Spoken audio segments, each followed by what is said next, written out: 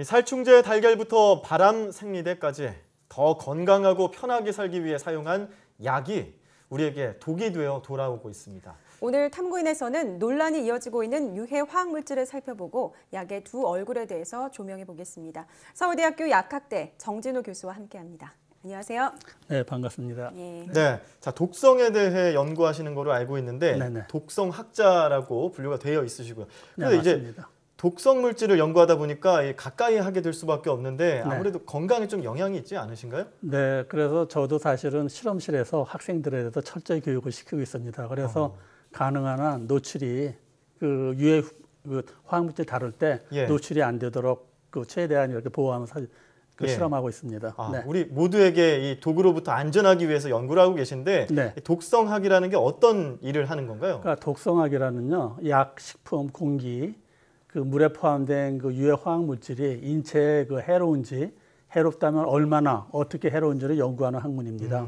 그래서 그 예를 들어서 개발한 약이 부작용이 없는지 또는 그 해독제를 개발하는 일을 하기도 하고요. 또 정부에서는 그 유해 화학물질을 갖다 관리를 위한 기준치를 설정하지 않습니까? 그때 그 독성학이 굉장히 중요한 역할을 합니다. 네. 자, 앞서서 약의 두 얼굴에 대해서 조명해 보겠습니다라고 이야기를 드렸는데 책을 하나 내셨어요. 위대하고 위험한 약 이야기라는 책인데 어떤 내용을 담고 있는 건가요? 그래서 그 책의 제목처럼요, 위험하지만 위대한 그 두 각도에서 글을 갖다가 쓰도록 했습니다. 그래서 그 인류 역사를 살펴보면 질병을 치료하고 건강에 좋다고 믿었던 약들이 독으로 변해가지고 많은 사람들을 다치게 한 예가 많이 있습니다. 그래서 그 가장 잘 알려진 게 그 탈리도마이드라는 약이 있는데요. 그 부작용으로 전 세계에서 1만여 명의 기형아가 태어난 사건, 그리고 가깝게는 우리의 그 가습기 살균제 사건이 있습니다. 하지만 그 소독제라든가 마취제라든가 백신, 항생제 같은 위대한 약들은 수많은 인류의 생명을 구하기도 했습니다. 그래서 이 책을 통해 독자들이 건강과 그 행복을 위해 무엇을 선택해야 할지 또 판단하는 데 그 도움이 되도록 그 글을 썼습니다. 위대하고 위험한 약 이야기, 이 책 내용에 대해서 간단하게 설명을 해주셨고요. 안 그래도 요즘 그 독성 물질이 곳곳에서 검출되면서 많은 분들이 우려를 나타내고 있습니다. 또 특히 그 살충제 달걀 같은 경우에 식약처에서 이런 내용을 발표했죠. 하루 동안 126개, 평생에 걸쳐 매일 2.6개를 먹어도 뭐 인체에 이상이 없다. 이런 이야기를 발표를 해서 논란이 되기도 했는데 이런 정부의 입장 발표, 독성학자로서 어떻게 생각을 하시나요?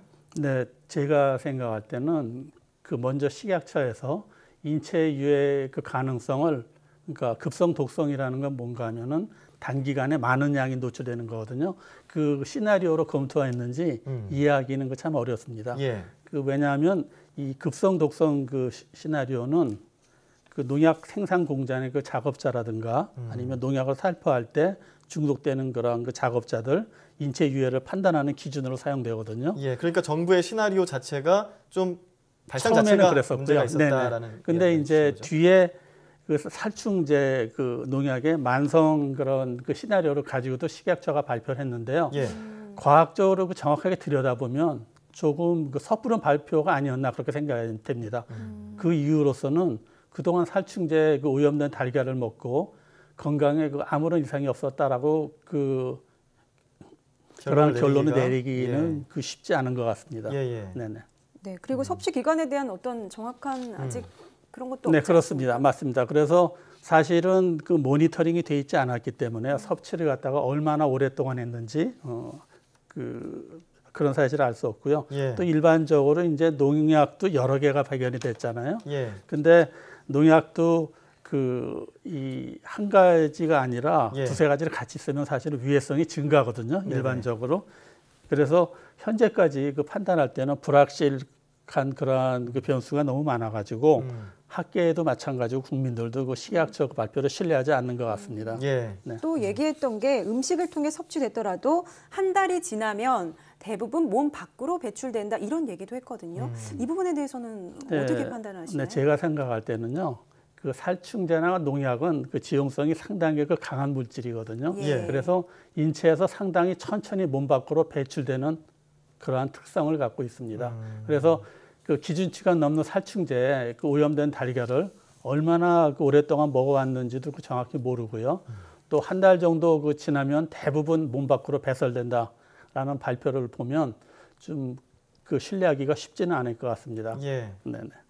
그리고 또 그 달걀에 대해서 뭐 기준치를 뭐 하루에 얼마를 먹냐, 네. 한 달에 얼마 먹냐 이런 거를 평균치를 냈잖아요. 이런 네네. 평균치에 대한 것도 문제가 있을 수 있는 건가요? 사실은 이제 그런 기준치도 중요하지만 예. 과거에 얼마나 자주 빈도로 얼마나 양이 노출됐는지 그 자료를 사실 알아야 되거든요. 근데 그런 자료들이 모니터링이 되어 있지 않기 때문에 예. 사실은 과거에 먹은 양만 가지고 정확하게 판단하기는 어려운 것 같습니다. 굉장히 이제 네네. 변수가 굉장히 많겠군요. 굉장히 사람마다 많습니다. 환경마다. 예. 또 가습기 살균제 사건이 있었고 이게 법원에서도 이 판단이 이제 회사에 문제가 있었다 뭐 네. 이런 식으로 이제 판단이 됐기 때문에 네네. 네.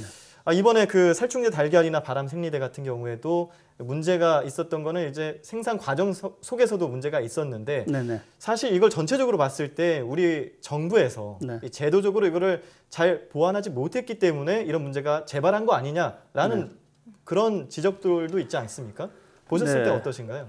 제가 판단할 때도요. 예. 지금 일련의 사건들이 있는데요. 거의 그 유사성을 갖고 있으며 그 정부 관리 그런 그 체계가 그 부실이라는 것 같아 드러나고 있습니다. 예.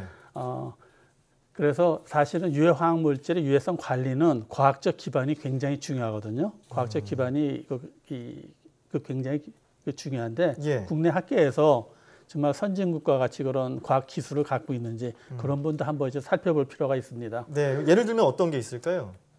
그러니까 이제 그 살충제에 대해서 말씀드리면 예. 이 사실은 이제 관리 시스템을 일단 그 말씀드리면은 이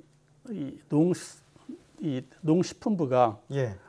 사실은 농축산물 생산을 갖다가 진흥하고 있잖아요. 예. 진흥하는 부처인데 생산을 담당하는 그 부서에서 허가하고 규제한다는 게 사실은 모순입니다. 그래서 왜냐하면 농축산물을 많이 생산하기 위해서는 그 농약이나 살충제를 많이 써야지 되거든요. 예.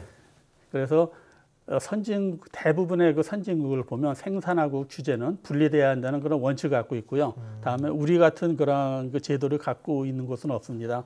두 번째로 이제 그 농식품부의 그 담당 부서를 보면요, 살생물제를 갖다가 안전성을 그 평가하고 허가하는데 제가 생각할 땐 전문성을 갖고 있지 않다고 생각이 됩니다. 예. 그래서 이번 그 사태를 보면은 농식품부 사실은 허가하는 권한은 있는데 관리 부분에서는 총체적인 부실이 드러나지 않았습니까? 그래서 이제는 그 유해화학물질 관리 체계 전반에 대해서요 큰 그림을 그리고 정부에서 중장기 계획을 세우는 게 필요하다고 판단이 됩니다. 네. 바람 생리대 논란도 빼놓을 수가 없는데 2년 전 한 대학 연구소에서 한 이 생리대 독성 실험 때문에 시작이 됐다고 들었는데 이런 실험 결과가 어느 정도 의미가 있다고 보십니까? 저도 이제 신문 기사를 보고 알았는데요. 네네. 그 생리대에서 그 바람 휘발성 물질하고 발암성 타로 색소 등이 검출됐다고 들었습니다. 그리고 그런데 이제 생리대 속의 그 유해 화학 물질의 특징은 뭔가 하면은 피부에 바르는 그러한 그 화장품과는 달리요. 네. 점막이나 혈액을 통해서 직접 노출될 수가 있거든요. 그래서 더 빨리 흡수되고 많이 노출될 수가 있습니다. 예. 그래서 현재 그 유해성을 판단하기에는 정부가 갖고 있는 자료가 굉장히 부족한 것 같고요. 그래서 현재 식약처에서 규제하고 있는 그런 그 품목들을 보면 포름알데하이드라든가 색소, 형광물질, 산화알칼리 등을 갖다가 이제 규제하고 있는데 실제적으로는 새로운 유행 물질들이 많이 포함되어 있는 것 같고요. 또 어떤 방식으로 사용했는지 그런 부분에 사실은 정확히 모르는 것 같거든요. 다음에 이제 분석 방법에 대해서도 학계하고 식약처하고 다소간 그 이견이 있는 것 같습니다. 그래서 추후에 좀 더 많은 연구와 검증 자료가 필요하지 않나 그런 생각이 듭니다. 네, 많은 분들께서 이제 우려를 하고 계신 부분을 직접 이제 독성학자로서 네네. 나와서 저에게 설명을 해주고 계신데 네. 시간이 좀 짧은 관계로 마지막 질문 드려야 될 것 네네. 같습니다. 그래서 끝으로 이렇게 약이라는 게 위험하기도 하고 위대하기도 한데 건강한 삶을 위해서 약을 적절하게 잘 쓰려면 어떤 것들이 좀 준비가 필요할까요? 이 약이라는 건 필요할 때 반드시 필요하지만 사용하는 게 필요하지만요. 또 지나치게 의존한다든가 또는 지나치게 기피한다든가 이런 것은 바람직하지 않습니다.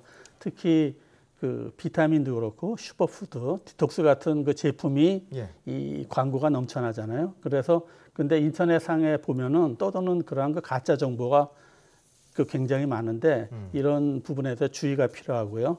또한 지금 보면은 사실은 이딴 그런 그 연이은 사태들로 인해서 유해 황물질에 대한 관심도 그 매우 높아지고 있는 것 같습니다. 그래서 지금 그 독 이야기를 한번 써야 되지 않나 이제는 그 약 이야기도 중요하지만 독 이야기도 중요할 것 같은 그런 생각이 들고요.